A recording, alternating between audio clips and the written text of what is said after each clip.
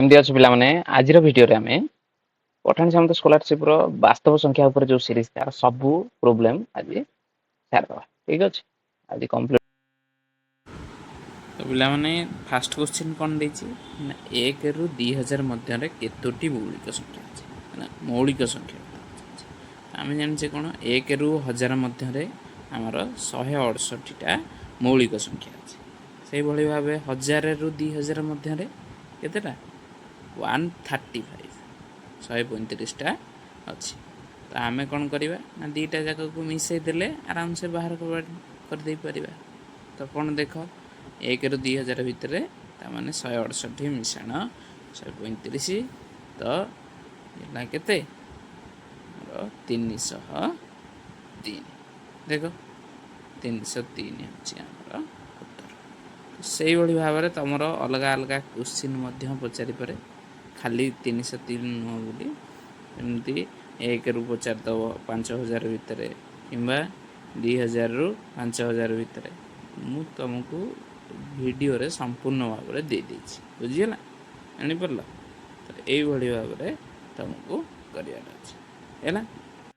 Next question କ'ଣ ଦେଇଛି ନା 9/16 to the power half into 64 to the power 2/3 into 1 whole 1/3 ର ଇନଭର୍ସର ମୂଲ୍ୟ କେତେ? ଏତିକି ଆମର କାଢ଼ିବାର ଅଛି। ତ ଏତିକି କାଢ଼ିବା କେମିତି?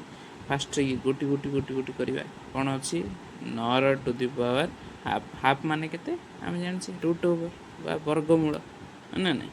ତ ଇଣ୍ଟୁ ସେତିକି 64 ଆମେ ଗୋଟିଏ ଆଗ କରିବା। କ'ଣ 64 ଟୁ ଦି ପାୱାର 1/3 ନେଇଯିବା, ତାପରେ ଉପରେ ଇଣ୍ଟୁରେ ରଖିଦେବା 2। ତ ତାପରେ କ'ଣ ଦେଖ ଏଇଭଳି ଭାବରେ ଗୁଣିଲେ ଆରାମସେ ହେଇଯିବ।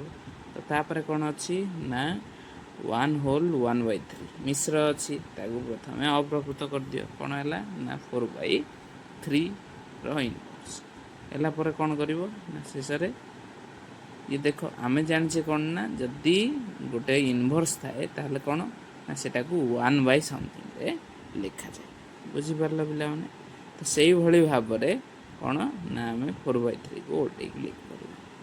ଦେଖ ସେଇଭଳି ଭାବରେ ଏଇଟା କ'ଣ ହେଲା 3/4 ଇଣ୍ଟୁ 64 ଟୁ ଦି ପାୱାର 1/3 ମାନେ କେଉଁଟାକୁ 3 ଥର ଗୁଣିଲେ 64 ଦ୍ୟାଟ୍ ଇଜ୍ 4 ଆମେ ଜାଣିଛେ।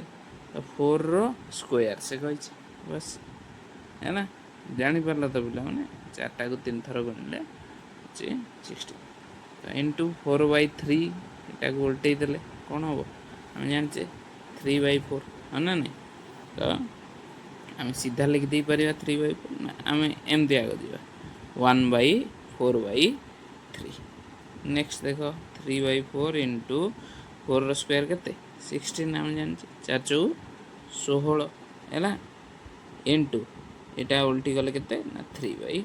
ଏବେ କ୍ୟାନସଲ୍ କରିବା, 4କୁ କ୍ୟାନସଲ୍ କଲେ 16ରେ 4 ପୁଣି 4କୁ 4 କ୍ୟାନସଲ୍ ବଳିଲା କେତେ 3 ଗୁଣନ 3 ଇକ୍ୱାଲ୍ ଟୁ କେତେ 9।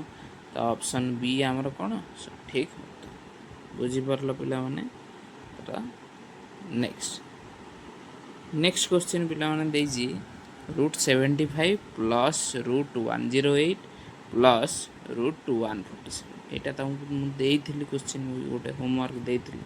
ତ ଦେଖ ତ ୟାକୁ ସିଧା ମିଶାଇ ଦେଲେ ହେବନି, ଆମେ ତାକୁ ଟିକେ ନାକୁ ବଦଳାଇବା। ଦେଖ 75କୁ ଆମେ କ'ଣ ମୌଳିକ ଗୁଣନୀୟକ ଆକାରରେ ବାହାର କଲେ 5ରେ ନେଲେ 15 ଦେନ୍ 5ରେ ନେଲେ 3 ଏଇଭଳି ଭାବେ କରିଦେଲେ। ହେଲା ପରେ କ'ଣ ହେଲା ନା ତାକୁ ଲେଖିବା 3 ଗୁଣନ 5 ଗୁଣନ 5। ତ 5ଟା 2 ଥର ଗୁଣା ହେଇଛି ଆମେ ଜାଣିଛେ କ'ଣ ଯଦି ରୁଟ୍ ଓଭର ଥିଲା ତାହେଲେ 2ଟା 5ରୁ ଆମେ ଗୋଟିଏ 5 ନେବା। ତ 5√3 କାରଣ 3ଟା ରୁଟ୍ ଓଭର ବାହାରିବ କି ସେଇ √3 ରହିଲା ହେଲା। ତ ଏହିପରି ଭାବରେ 108କୁ ଆମେ ନେବା।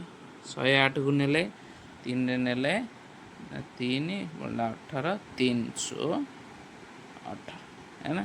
ତ ତାପରେ 3ରେ ଗଲେ 1 2 3ରେ ଗଲେ 4। ତ ଏଇଭଳି ଭାବରେ ଆମେ ଲେଖିଦେଇପାରିବା। ହଁ 4କୁ ଆଉ ଥରେ 2 ଲେଖିଲେ କ'ଣ ହେଉଛି ନା 108କୁ 3 ଗୁଣନ 3 ଗୁଣନ 3 ଗୁଣନ 2 ଗୁଣନ 2। ସେଇଭଳି ଭାବରେ ଦୁଇଟା 3 ରୁ ଗୋଟେ 3, ଦୁଇଟା 2 ରୁ ଗୋଟେ 2 ଆଉ 3 ରେ ହେବନି ମାନେ √3 ବୁଝିଗଲା। ଇଏ ହେଇଗଲା 6 √3। ସେଇଭଳି ଭାବରେ √147 ର ବି କାଢ଼ିବା। √147 କେମିତି 147 କୁ ନେବା ପ୍ରଥମେ ଇଏ କେଉଁଥିରେ ଯିବ 4 ମିଶାଣ 1 5 5 7 12 ଇଏ 3 ଯିବ। 3 ରେ ଗଲେ କ'ଣ ହେଉଛି 3 ଚଉ 12 ବଳିଲା 2 ହେଇଗଲା 27 3 9 27 ତ 7 ରେ ଯିବ ଆମେ ଜାଣିଛେ 49 7 7 49 ଠିକ୍ ଅଛି। ନେକ୍ସଟ କ'ଣ ହେଲା 3 ଗୁଣନ 7 ଗୁଣନ 7 ତ 7 ଆମେ ପାଇଗଲେ କ'ଣ 7 ଗୁଣନ 7 ରୁ ଏଠୁ √3 ତ ଆମକୁ କ'ଣ 3ଟା ଆଗକୁ ମିଶାଇବାକୁ ଅଛି ବାସ୍ ଗୋଟି 3ଟା ଆଗ ମିଶାଇଦେବା। ତ 5 √3 ପ୍ଲସ୍ 6 √3 ପ୍ଲସ୍ 7 √3 ତ ଆଡ଼ କଲେ କେତେ ହେଉଛି √3ଟା କମନ୍ ପଳେଇବ 5 ପ୍ଲସ୍ 6 ପ୍ଲସ୍ 7 ଏବେ ଆଡ଼ କରିଦେବା ଆରାମସେ ପାଇଯିବା। ତ 5 ପ୍ଲସ୍ 6 ହେଲା 11 ପ୍ଲସ୍ 7 ହେଉଛି 18 ତ ଆମ ପାଖରେ ଉତ୍ତର କ'ଣ 18 √3 ତାହେଲେ ଅପସନ୍ ନମ୍ବର ଡି କ'ଣ ସଠିକ୍ ଉତ୍ତର ଠିକ୍ ଅଛି। ନେକ୍ସଟ ପିଲାମାନେ କ'ଣ ଦେଇଛି ନା √2 ଇଣ୍ଟୁ 2ର 1/3 ଏମିତି ଥିଲେ ନା ତାକୁ ଆମେ କ'ଣ 1/3 ଆକାରରେ ଦେଖିବା ହେଲା। ତ ଏଇ ଯେଉଁ କୋଶ୍ଚିନ୍ ଗୁଡ଼ା କରୁଛେ ନା ଆମର ଟିକେ ଟ୍ରିକି ରହିବ ହେଲା। କିଛି ଏଇଭଳିଆ ଆସିବ କିନ୍ତୁ ଟିକେ ଚେଞ୍ଜ କରିଦେଇପାରେ √3ରେ ଦେଇଥାଇପାରେ ଏଥର √2ରେ ଦେଇଛି ବୁଝିପାରିଲ। ଦେଖ ତ ସେଇ ଯେଉଁ ଘାତ କହିଲି ତ 3 ଥିଲେ ସେଟା 1/3 ଯଦି √ଓଭର ଉପରେ 6 ଲେଖା ହେଇଥିବ ତ ସେଟା 1/6 ମାନେ କ'ଣ 9 ନେବା 9 ଅର୍ଥ କ'ଣ 1/9 ବୁଝିପାରିଲ। ତ ସେଇଭଳି ଭାବରେ √2 ମାନେ କିଛି ନାହିଁ ମାନେ 1/2 ଇଣ୍ଟୁ 2 ଟୁ ଦି ପାୱାର କେତେ 1/3 ଇଣ୍ଟୁ 2 ଟୁ ଦି ପାୱାର 1/6 ହେଲା। ଗୁଣିଲେ କ'ଣ ହେବ ଆମେ ଜାଣିଛେ ଆଧାର ସମାନ ଥିଲେ ଘାତ ଗୁଡ଼ିକ ମିଶିଯାଏ 1/2 ପ୍ଲସ୍ 1/3 ପ୍ଲସ୍ 1/6 ତ 2 ଟୁ ଦି ପାୱାର ୟାକୁ ମିଶାଇଦେବା ଲସାଗୁ ନେଲେ 6 ହରରେ ହରି ଲବରେ ଗୁଣିବା ବାସ୍ ହରରେ ହରିଲେ 3 3 ଗୁଣନ 1 3 ମିଶାଣ 3ରେ ହରିଲେ 2 2 ଗୁଣନ 1 2 ମିଶାଣ 6ରେ 6 ହରିଲେ 1 1 ଗୁଣନ 1 1 ତ କେତେ ହେଲା ଉପରଟା 3 ମିଶାଣ 2 ହେଲା 5 1 6 6ରୁ 6 କଟିଗଲା 2/1 = 2 ତ 2 ହେଉଛି ଆମ ଉତ୍ତର ଅପସନ୍ ସି ତାହେଲେ କ'ଣ ସଠିକ୍।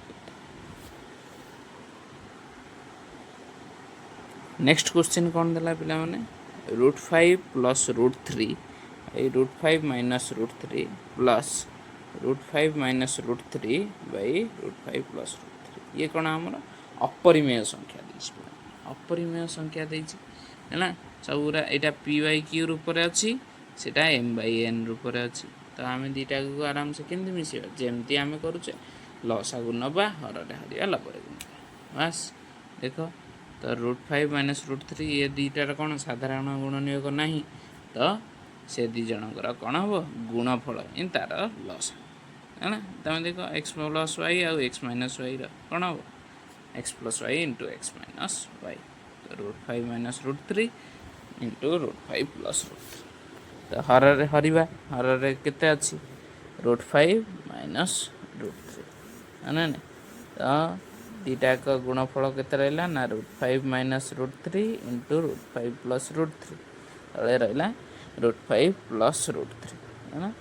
ତ ଏଇଭଳି ଭାବରେ କଲେ କ'ଣ ହେଲା ନା ଉପରେ ରହିଲା କେତେ √5 ଆମର କ'ଣ ନା ତଳେ କେତେ ଥିଲା √5 ମାଇନସ୍ √3 ତ ଯଦି ମାଇନସ୍ ରଖିବା ତାହେଲେ ମାଇନସ୍କୁ ମାଇନସ୍ କ୍ୟାନସେଲ୍ ହେଇଯିବ ରହିବ କ'ଣ √5 ପ୍ଲସ୍ √3 ତ √5 ପ୍ଲସ୍ √3 ଇଣ୍ଟୁ √5 ପ୍ଲସ୍ √3 √5 ପ୍ଲସ୍ √3ର square plus √5 minus √3 into √5 minus √3 ସେଇଭଳି ଭାବରେ ହରିଲେ କେତେ ହେଉଛି √5 ମାଇନସ୍ √3 ଇଣ୍ଟୁ √5 ମାଇନସ୍ √3 = √5 ମାଇନସ୍ √3ର ହୋଲ୍ ସ୍କୋୟାର। ତ ଏପଟେ ସେମିତି କ'ଣ ହେଲା ନା ତଳେ ଆମର ଦୁଇଟା ଆଗ ଗୁଣି ହେଇଯିବ ହଁ ନା ନାହିଁ। ଆମେ ଗୋଟେ ଫର୍ମୁଲା ଜାଣିଛେ କ'ଣ ନା 2 × a² + b² = a ପ୍ଲସ୍ bର whole square plus a minus bର ହୋଲ୍ ସ୍କୋୟାର ତ ଉପରଟା ସେଇଭଳି ଭାବରେ ଅଛି ନା ନାହିଁ है तो आम सीधा लिखिदे पार कौन 2 into a square plus b square है तापर तले केते हला ये होची ए माइनस बी इंटू ए प्लस बी आम सूत्र पढ़ी ए प्लस बी इंटू ए माइनस बी होची कौन ए स्क्वायर माइनस बी स्क्वायर बस √5 रो होल स्क्वायर माइनस √3 रो होल स्क्वायर ऊपरटा केते हला 2 इंटू 5 मिशन 3 तले केते हला ना 5 फेड़ान 3 तो 5 फेड़ान 3 केते हला 2 ऊपर रहिला 8 तो 2 को 2 कटिगला अंतर आइला 8 तो ऑप्शन बी कौन सठिक उत्तर क्वेश्चन कौन पिला से भाव में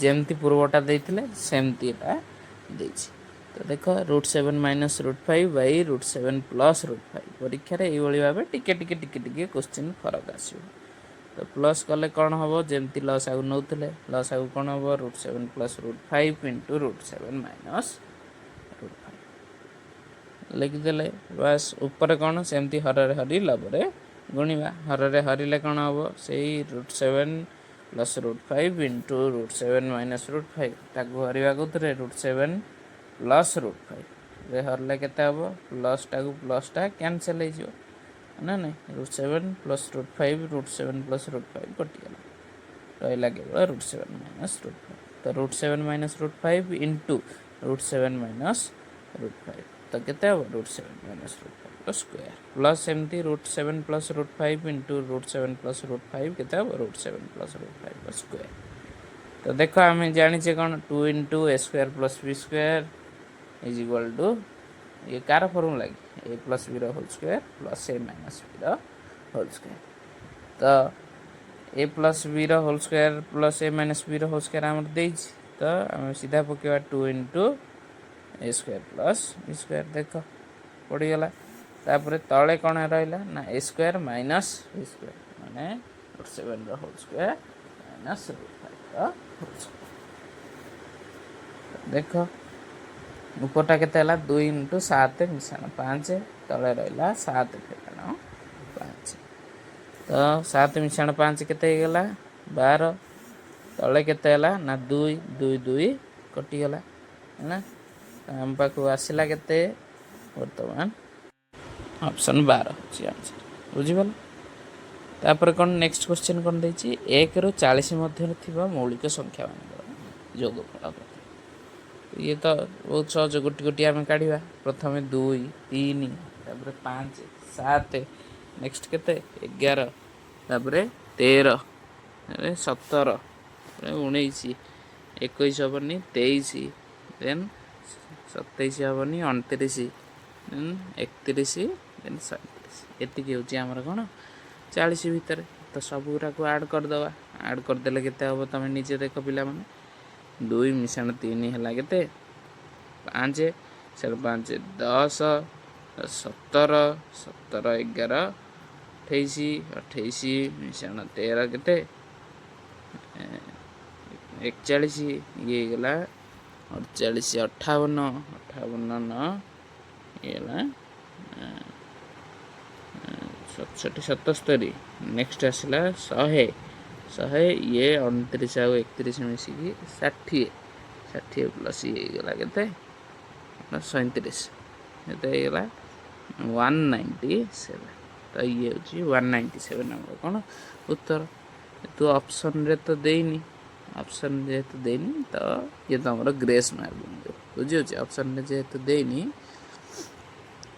तो 197 पिला मन रखियो तार सठिक उत्तर बुझी होची क्वेश्चन कौन देछि a is equal to √5 plus √3 by √5 minus √3 सेमती b देछि a प्लस b काढ़ा देछि तो a प्लस b ये कौन पुराना क्वेश्चन भाया बास जमती अच्छी केवल यहाँ को क्वेश्चन बदल बुझी होची से जहाँ अच्छी आम लिखिदे √5 plus √3 by √5 minus √3 plus √5 minus √3 जमती लस आगु नौले सेमती लस आगु नवा हरे हरवा गुणवा ये तो आराम से जमती आम पूर्वटा करते तो यही भाव में परीक्षा आसीपे कि टिके चेंज करके आसपे जमती यहाँ आसला तो सेमती आम पुराणाटा करते बास ऊपर रहा 5 मिशाण 3 तले रहा 5 फेड़ाण 3 तो 2 × 9 8 बाई 2 ତ 2 2 କ୍ୟାନସେଲ୍ ହେଇଗଲା। ଉତ୍ତର କେତେ ଆସିଲା?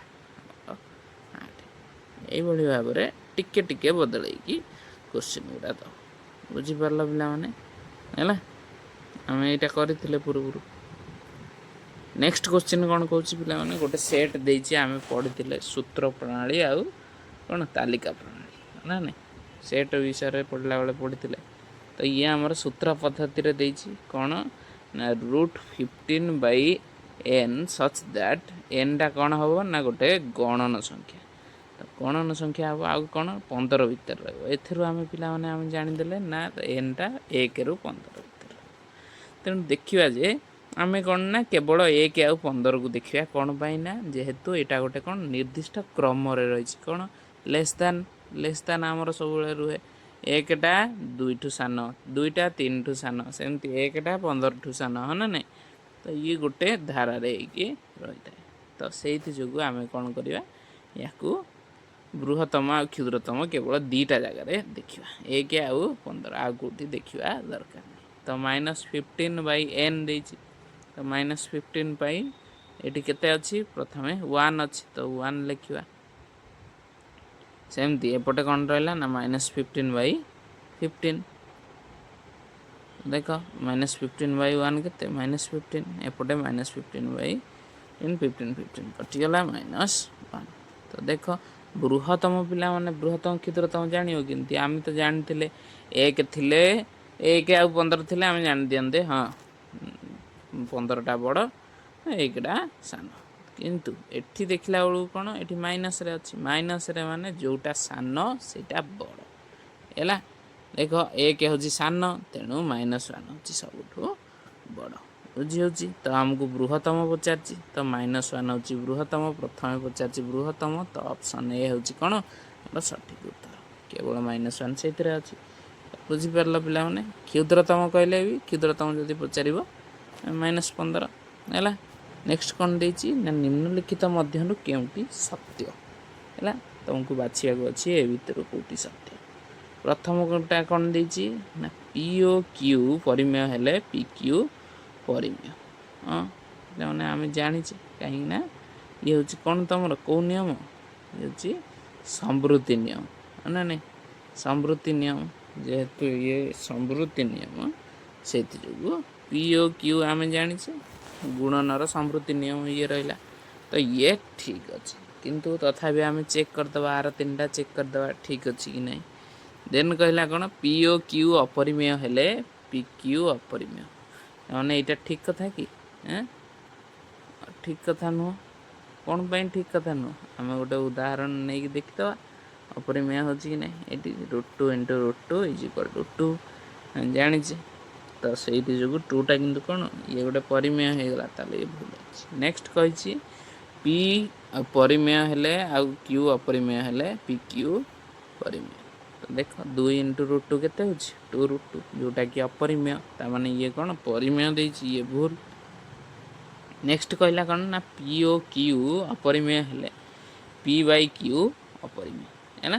ତ p/q ଦେଖ √3/√3 କେତେ ହେଉଛି? 1। ତ ଏଇଟା କ'ଣ, ଏଇଟା ଅପରିମେୟ କି? ଏଇଟା ବା ପରିମେୟ। ତାହେଲେ ଇଏ ମଧ୍ୟ କ'ଣ ଅଛି? ଭୁଲ ଅଛି। ବୁଝିପାରିଲ? ତ ସଠିକ୍ ଉତ୍ତର ଆମର କେଉଁଠି ହେବ? କେବଳ ଏ ହିଁ ସଠିକ୍ ଉତ୍ତର ହେବ। ଡି ମଧ୍ୟ ଭୁଲ। କୋଶ୍ଚିନ୍ କ'ଣ ଦେଇଛି ନା 1/2, 2/3, 3/5 ଆଉ 4/7 ମଧ୍ୟରେ କ୍ଷୁଦ୍ରତମ।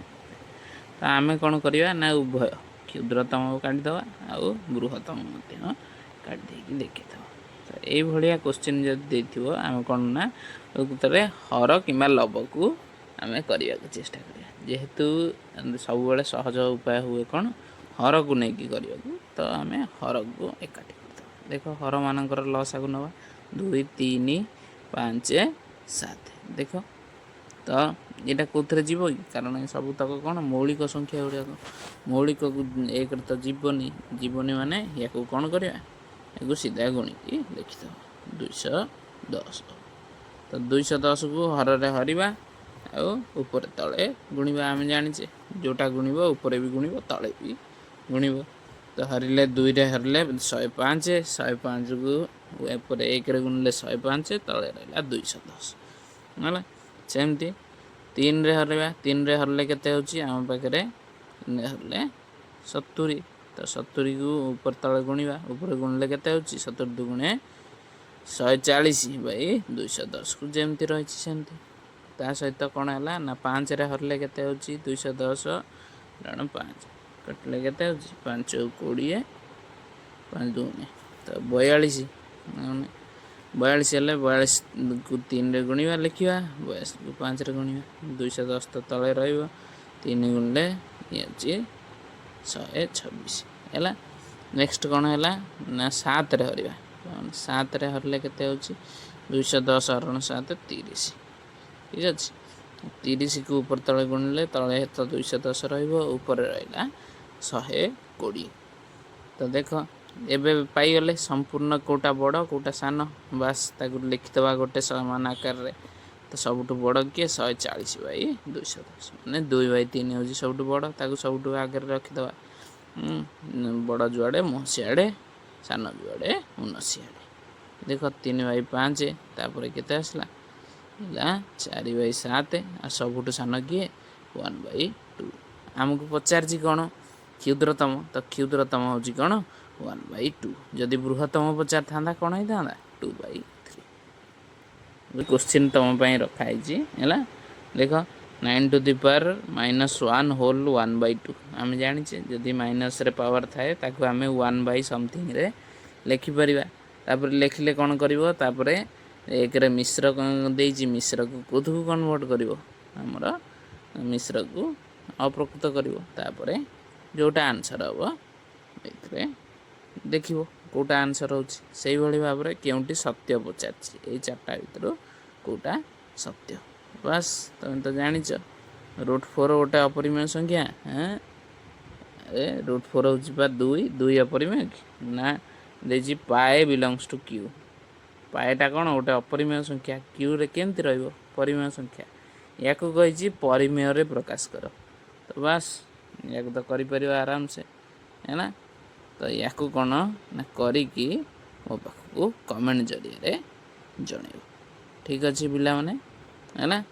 ଯଦି ଭିଡ଼ିଓଟି ତୁମକୁ ଭଲ ଲାଗିଛି ତୁମ ସାଙ୍ଗମାନଙ୍କ ପାଖକୁ ସେୟାର କର, ଯେମିତି ସେମାନେ ଏ ବିଷୟରେ ଜାଣିପାରିବେ। ଆଉ ଶେଷ ଯାଏଁ ଦେଖିଥିବାରୁ ଧନ୍ୟବାଦ।